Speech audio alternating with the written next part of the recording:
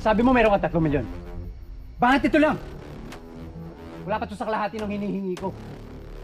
Jigger, hindi madali i-raise ang halagang hinihingi mo sa akin in a short time. Lusot pa. Buti pa. Pasabugin ko yung baho mo.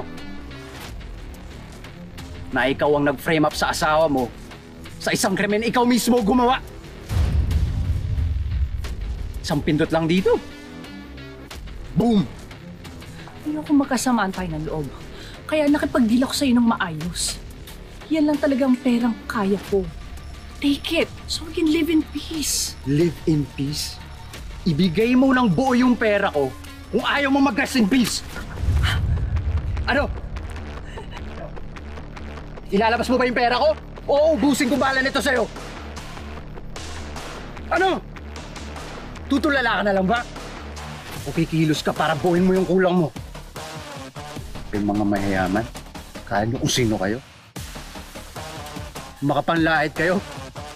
Makapangtabak na mga mahihirap? Kala mo Diyos kayo? Ano? Nasaan na tapang mo ngayon? Nasaan na ang pera ko?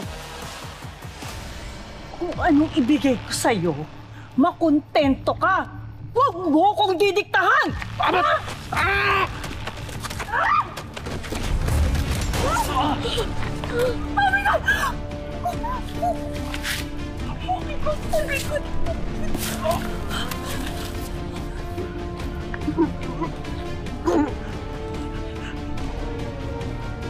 She killed him! She killed him! Audrey!